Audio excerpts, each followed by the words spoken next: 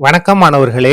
இந்த வீடியோல 12ஆம் வகுப்பு வணிக கணிதம் மற்றும் புள்ளியியல் அலகு 1 பயிற்சி 1 3ல 4வது கணக்கு பார்க்க போறோம். என்ன கொடுத்திருக்காங்க பாருங்க. A மற்றும் B என்ற இரு விற்பனை பொருள்களின் தற்போதைய சந்தை விற்பனை 50% மற்றும் 50% உள்ளது. ரெண்டு பொருள் இருக்கு. அந்த ரெண்டு பொருள் தற்போதைய நிலை என்னன்னா ஏவும் பியும் 50% 50% இருக்கு. அதை முதல்ல எடுத்து எழுதிடலாமா? தற்போதைய நிலை தற்போது எப்படி இருக்கு அப்படின்னா 50%. தற்போது இருக்கக்கூடிய நிலை 50%, 50%. இது ஏன்ற பொருள், இது பீன்ற பொருள். இப்போ கணக்க மறுபடியும் நம்ம வாசிப்போம். என்ன கொடுத்திருக்காங்க பாருங்க. அதுக்கு அடுத்தது நுகர்வோரின் விருப்பங்கள் ஒவ்வொரு வாரமும் மாறுகின்றன. ஒவ்வொரு வாரம் என்ன மாறிக்கிட்டே இருக்கு. சென்ற வாரம் ஏவை வாங்கியவர்களில் 60% பேர் மீண்டும் ஏவை வாங்குகிறார்கள். பாருங்க, கொஞ்சம் தெளிவா எடுத்து எழுதுவோம். இந்த இடத்துல ஏன்ற சோப்பு பயன்படுத்துறாங்க. அடுத்த வாரமும் ஏன்ற சோப்பை பயன்படுத்துபவர்கள் எத்தனை சதவீதம் பேர்? 60% பேர். சரியா? திரும்ப கணக்கு போலாமா? அதுக்கு அடுத்து பாருங்க, 40% பேர் பிக்கு மாறிவிடுகிறார்கள். எதை பயன்படுத்துறாங்க? ஏவை பயன்படுத்திட்டு இருக்காங்க. அடுத்த வாரம் பிக்கு எத்தனை சதவீதம்? 40% மாறிடுறாங்க. பாருங்க, ஏ தான் வாங்கி பயன்படுத்துறாங்க, திடீர்னு பிக்கு மாறிடுறாங்க. எத்தனை சதவீதம்? 40% பேர் மாறிவிடுகிறார்கள். திரும்ப கணக்கு போமா? பாருங்க, அதுக்கு அடுத்தது சென்ற வாரம் பி வாங்கியவர்களில் 80% பேர் அதை மீண்டும் வாங்குகிறார்கள். பாருங்க, பீன்ற சோப்பு தான் பயன்படுத்துறாங்க. திரும்பி அதே வாரம் என்ன செஞ்சுறாங்க? பீன்ற சோப்பை 80% பேர் பயன்படுத்துகிறார்கள். அதுக்கு அடுத்து பாருங்க, 20% பேர் ஏக்கு மாறிவிடுகிறார்கள். எங்க இருந்து? பில இருந்து ஏக்கு. அப்ப பில இருந்து ஏ எத்தனை சதவீதம்? 20% மாறி விடுகிறார்கள். சரியா? நம்ம என்ன கண்டுபிடிக்கணும் பாருங்க. 2 வாரங்களுக்கு பிறகு அவற்றின் சந்தை பங்கீடுகளை காண்க.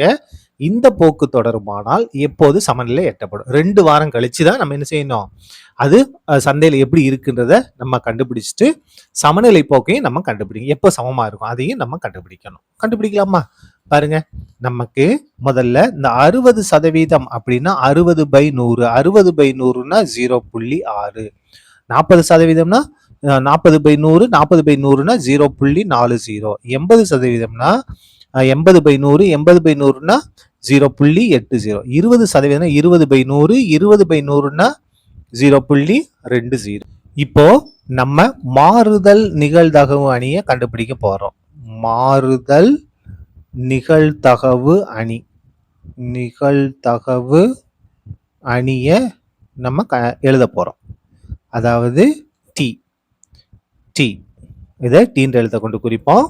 இப்ப பாருங்க, என்னம்னா ஏ பி அணி போட்டுக்கலாம். அணிக்கு பிராக்கெட் போட்டுக்கலாம்.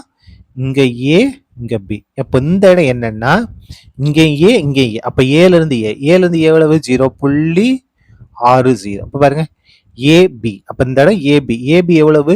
0.40. 0.40. இது பாருங்க பிஏ.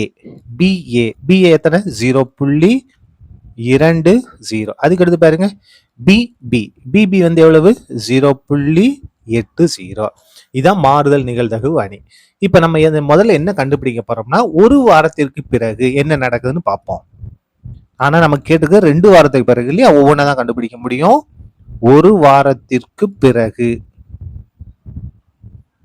ஒரு வாரத்திற்கு பிறகு அப்ப என்ன செய்யணும்னா இந்த தற்போது உள்ள நிலையையும் இந்த மாறுதல் நிகழ்தகவு அணியும் நம்ம பெருக்கணும். இந்த தற்போது இருக்கு இல்லையா? இதை கொஞ்சம் மாத்தி எழுதலாமா? 50%னா 50/100. 50/100னா 0.50. அதேதான் இதுவும் 0.50. ரெண்டே பெருக்க போறோம். பெருக்குவோமா? எதை பெருக்கணும்? 0.50, 0.50. இதையும் இங்க இருக்கு பாருங்க, இந்த மாறுதல் நிகழ்தகவு டிரான்ஸ்மிட் மேட்ரிக்ஸ் இருக்கு இல்லையா? இதை நம்ம இதை எழுதிக்கலாம். 0.60, 0.40, 0.20, 0.80. சரியா? இப்போ இதை நம்ம பெருக்கி எழுத போறோம். பெருக்கலாமா? எப்படி பெருக்குவோம்? இந்த இடத்துல நம்ம என்ன செய்யணும் பாருங்க, இந்த நிறை, இந்த முதல் நிறை எடுத்துக்கிட்டு இந்த முதல் நிரலை நம்ம பெருக்கணும். முதல்ல பெருக்குவோமா? பாருங்க, 0.0 அப்ப 0 தான் என்ன வரும், 5×30, 5×30. இந்த கடைசியில் பாருங்க இந்த 2 0 அப்படியே வந்துடும். சரியா? பிளஸ் இப்ப பாருங்க இது ரெண்டையும் பெருக்க போறோம். 0 இருக்கா, அப்ப 0. I2 10 அப்படியே போட்டுக்கிட்டு இந்த 2 0 அப்படியே வந்துடும். சரியா? அதுக்கு அடுத்தது இப்ப வாங்க இதை பெருக்க போறோம். அதாவது எதை பெருக்க போறோம், முதல் நிறை ரெண்டாவது நிறைல பெருக்க போறோம். 0.5 பெருக்குனா 20, 5 பெருக்குனா 20, இங்க ஒரு 0 இங்க ஒரு 0, அது அப்படியே வந்துடும். சரியா? இந்த 2 0 அப்படியே போடணும். பிளஸ் இப்ப வாங்க இங்க வாங்க 0.5 0.8, அப்போ 0.8 அந்த 2 0 அப்படியே வந்துடும். சரியா? இருங்க நான் ஒரு பேப்பர் எடுத்துக்கிறேன். அடுத்த ஸ்டெப்பு இப்ப பாருங்க என்ன செஞ்சலாம், நம்ம இத அப்படியே கூட்டி எழுதிடலாமா, ஈக்குவல் டு இப்ப பாருங்க 0.3 1 கூட்டினா 4, 4 எத்தனை 0 வரும், 3 0 வரும். இதை கூட்டுங்க 0.2 4 கூட்டினோம்னா 6, 6.000, 3 0 போட்டோமா.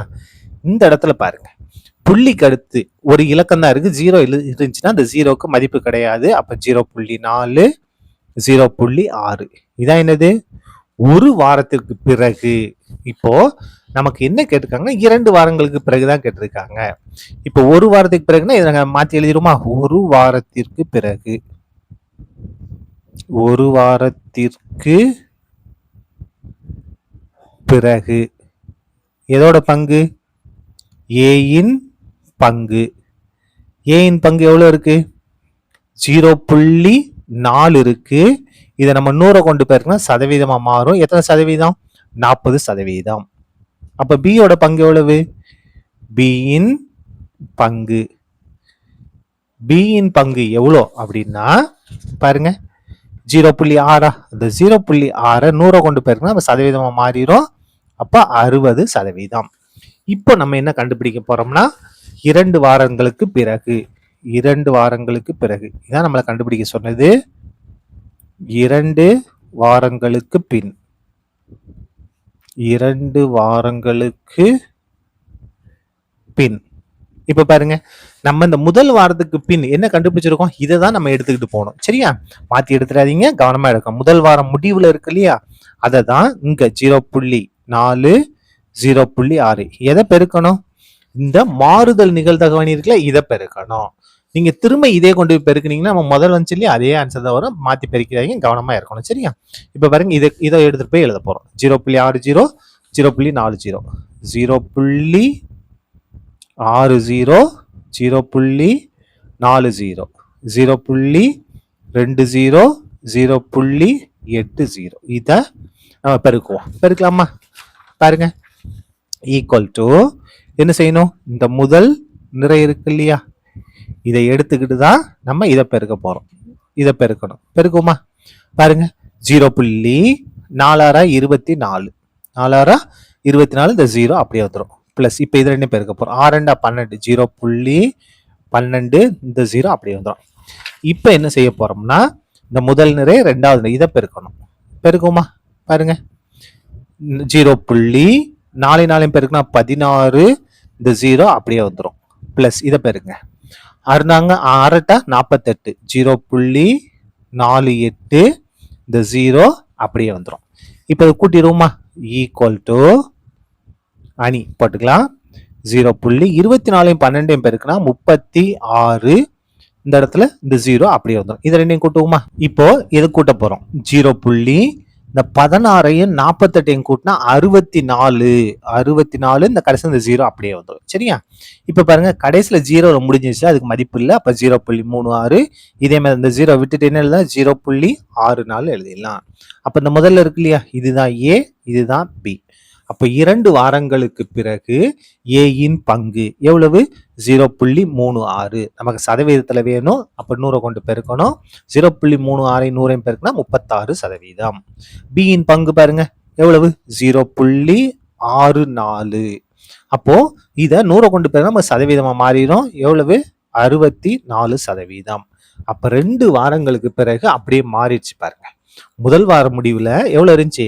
ஏ 40% இருந்துச்சு, பி 60 இருந்துச்சு. 2 வார முடிவு இது 36 மாறிடுச்சு, இது 64 ஆயிரும். ஒன்னு குறைஞ்சு ஒன்னு கூடுது. சரி, இது ஒண்ணு முடிஞ்சது. இப்ப சமநிலையை வந்து எப்ப எட்டும்? சமநிலை அடைதல். சமநிலை அடைதல். சமநிலை அடைதல். இந்த சமநிலை அடையிறதுக்கு நம்ம என்ன செய்யணும்னா, ஏபியையும் நம்ம மாறுதல் நிகழ்தகவு அணி கண்டுபிடிச்சோம் இல்லையா, அது என்ன அப்படின்னா 0.60, 0.40, 0.20, 0.80 இதையும் பெருக்கணும். பெருக்கி வர்றது எதுக்கு சமமா இருக்கும்னா இந்த ஏபிக்கு சமமா இருக்கும். இதான் என்னது? சமநிலை அடையிறதுக்கான வழிமுறைகள். இப்ப இதை தான் நம்ம பெருக்க போறோம். பெருக்குமா? என்ன செய்யணும்? இந்த முதல் நிறை இருக்கு இல்லையா, இதை எடுத்துக்கிட்டு இதை நம்ம பெருக்க போறோம். பெருக்க என்ன வரும் பாருங்க, ஏவையும் 0.60 பெருக்குனா 0.60 ஏ பிளஸ் பியவும் 0.20 பெருக்குனா 0.20 பி. இப்ப பாருங்க, இப்ப முதல் இது இங்க ரெண்டா இதை பெருக்கணும், இந்த இதை பெருக்க போறோம். பெருக்குமா? இப்ப பாருங்க, ஏவையும் 0.40 பெருக்குனா 0.40 ஏ பிளஸ் பியவும் 0.80 பெருக்குனா 0.80 பி. சரியா? இது வந்து எதுக்கு சமமா இருக்கும்னா இந்த ஏ பிக்கு சமமாக இருக்கும். இப்போ நம்ம என்ன செய்யலாம்? இதை சமப்படுத்தலாம். அப்படி இல்ல இதையும் இந்த பியும் சமப்படுத்த, ஏதோ ஒன்ன சமப்படுத்தினா போதும். நம்ம முதல்ல இதை சமப்படுத்துவோமா? பாருங்க, 0.60 ஏ பிளஸ் 0.20 பி ஈக்குவல் டு ஏ. இந்த முதல் இதையும் இந்த முதலையும் சமப்படுத்திட்டோம். இப்போ நமக்கு ஏவையும் பியையும் கூட்டினா என்ன வரும்னா 1 வரும். ஏ பிளஸ் பி ஈக்குவல் டு 1. இப்ப பாருங்க, இதை கூட்டி பாருங்க, 0.60வையும் 0.40 கூட்டினா 1, 0.20வையும் 0.80 கூட்டினா 1. இது வந்து ஏ, இது வந்து பி. இப்படி கூட்டும் போது 1 வரும். இந்த இடத்துல நமக்கு பி தான் வேணும். அப்ப பி ஈக்குவல் டு 1, இது பிளஸ் ஏ, இங்க வந்தா மைனஸ் ஏவா மாறும். அப்ப பிக்கு பதிலா என்ன மாத்திக்கலாம்? நம்ம 1 மைனஸ் ஏன்னு மாத்தலாம். 0.60 ஏ பிளஸ் 0.20 அப்படியே இருக்கட்டும். பிக்கு பதிலா 1 மைனஸ் ஏன்னு நம்ம மாத்திக்கிடலாம், ஈக்குவல் டு ஏ. இப்ப பாருங்க, 0.60 ஏ உள்ள பெருங்க, 0.20, 0.20 பெருக்குனா 0.20 plus minus minus 0.20 A equal to A. இப்ப பாருங்க, இந்த இடத்துல 60, 60ல 20 கழிச்சா 40. அப்ப 0.40 ஏ பிளஸ் 0.20 ஈக்குவல் டு ஏ. இப்ப பாருங்க, இந்த 0.20 அப்படியே இருக்கட்டும், ஈக்குவல் டு ஏ. இது இந்த பக்கம் கொண்டு வாங்க, மைனஸ் 0.40 ஏவா மாறும். அப்ப 0.20 ஈக்குவல் டு, இது வந்து ஒரு ஏ, 1ல இருந்து 0.4 கழிச்சோம்னா 0.6 ஏ, 0.6 ஏ கழிச்சு காமிக்கணுமா? பாருங்க, இதோட கீழே என்ன இருக்கு? 1ன்னு அர்த்தம். அப்போ 1ன்னா என்ன அர்த்தம்? 1.00. எதை கழிக்கணும்? 0.40 இது பண்ணணும். 0 வந்துடும். இங்க கடை வாங்கணும் 10, 10ல 4 கழிச்சிடும் 6, புள்ளி வச்சிருவோம். இங்க 0 தான் இருக்கு இல்லையா, அப்ப 0.60. அந்த இடத்துல இங்க 0 போட்டுங்க, 60. சரியா?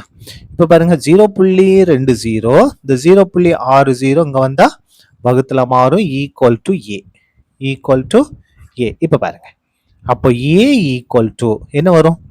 0.20 பை 0.60. புள்ளிக்கு அடுத்து 2 இலக்கம் இருக்கா, அப்ப 100/100 கொண்டு பெருக்கிடுங்க, 100/100 கொண்டு பெருக்கியாச்சு. அப்ப ஏ ஈக்குவல் டு 0.20 100 கொண்டு பெருக்குனா 20, 0.60 100 கொண்டு பெருக்குனா 60. கேன்சல் பண்ணியாச்சா? இப்ப பாருங்க, ஏ ஈக்குவல் டு, இத நம்ம என்ன செய்யலாம் பாருங்க, ஓ 2 2, மொய் 2 6, 1/3. இந்த 1/3 நம்ம என்ன செய்ய போறோம்? தசம என்ன மாத்த போறோம். அதாவது 1 3 கொண்டு வகுக்க போறோம். 1 3 கொண்டு வகுக்க போறோம். 1 3 கொண்டு வகுக்க முடியுமா? முடியாது. அப்ப 0 சேர்த்து புள்ளி வச்சுட்டு 1 பக்கத்துல 0 சேர்த்தா 10, 10ல 3 9, மிச்சம் 1, 1 பக்கத்துல 0 சேருங்க, என்ன வரும்? 10, 10ல 3 9, மிச்சம் 1, 1 பக்கத்துல 0 சேருங்க, 10, 3 9. திரும்பியும் என்ன செய்யுங்க? 1 பக்கத்துல 0 சேருங்க, 3 இந்த மாதிரி போய்கிட்டே இருக்கும். 0.3 3 3 3 இன்னும் போய்கிட்டே இருக்கும். சரியா? இத நம்ம சதவீதமா மாத்தணும். அப்ப என்ன செய்யணும்? 100 கொண்டு பெருக்கணும், 100 கொண்டு பெருக்கணும். பாருங்க, ஏயின் பங்கு சமநிலை எட்டும் போது என்ன ஆகுது? ஏயின் பங்கு. இந்த 0.3333 நம்ம 100 கொண்டு பெருக்கணும். 100 கொண்டு பெருக்கிறோம் அப்படின்னா இந்த தசம புள்ளி 2 இலக்கம் வலது பக்கம் நகரும். அப்போ 33.33%. இந்த 33.33% நம்ம என்ன எடுத்துக்கலாம்? முழுசா 33னே எடுத்துக்கலாம். புக்குக்கு பின்னால 33 தான் கொடுத்துருப்பாங்க. 33%. இது ஏவோட பங்கு. அப்ப பியின் பங்கு என்ன? பியின் பங்கு என்னன்னா சதவீதம் அப்படின்னா 100. இந்த 100ல இருந்து இந்த 33 கழிச்சிருங்க. 100ல 33 கழிச்சோம் அப்படின்னா 67%. இதான் என்னது? சமநிலை எட்டுவதற்கான ஆன்சர். அதாவது ஒரு குறிப்பிட்ட நிலைமைக்கு போயிருச்சு அப்படின்னா இந்த ஏன்ற சோப்பு பயன்படுத்த 33% மாறவே மாட்டாங்க. சோப்புல பொருள், அந்த பொருளை பயன்படுத்துறவங்க மாறவே மாட்டாங்க, அதே தான் வாங்குவாங்க.